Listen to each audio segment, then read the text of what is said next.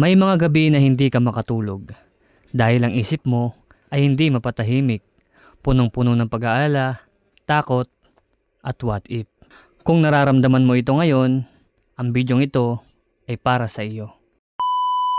Ang anxiety ay totoo, hindi ito simpleng kahinaan, pero hindi rin ito dapat maghari sa buhay mo.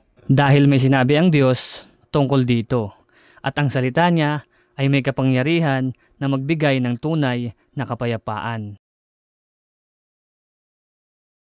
Sinabi sa unang Pedro chapter 5 verse 7, ilagak ninyo sa kanya ang inyong kabalisaan, sapagkat siya ay nagmamalasakit sa inyo. Hindi sinabi ng Diyos na itago mo, hindi sinabi ng Diyos na kayanin mo mag-isa, kundi sinabi niya na ibigay mo sa kanya.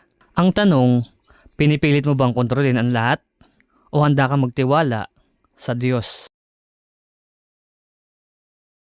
Sinabi sa Kawikaan chapter 3 verse 5, magtiwala ka sa Panginoon ng buong puso at huwag kang manalig sa iyong sariling karunungan. Ang anxiety kadalasan nanggagaling sa takot sa hinaharap, pero ang Diyos, hawak niya ang bukas mo.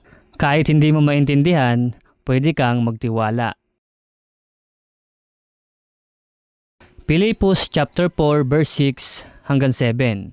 Sinabi, huwag kayong mabalisa sa anuman, kundi ang lahat ng bagay ay ipaalam ninyo sa Diyos ang inyong kahilingan, at ang kapayapaan ng Diyos ang siyang mag-iingat sa inyong mga puso at isipan. Hindi agad nawawala ang problema, pero papalitan ng kapayapaan ng Diyos ang inyong puso.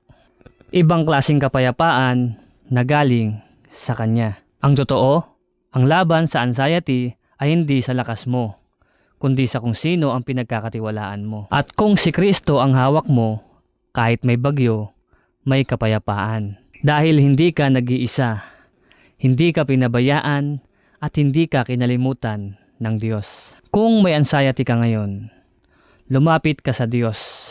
Ibigay mo sa Kanya ang lahat, at hayaan mong ang Kanyang salita ang magdala sa iyo ng kapayapaan.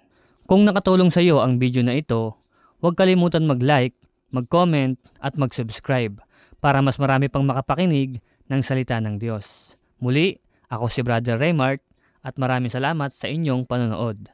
Magkita-kita tayo sa susunod na video. Maraming salamat at God bless everyone.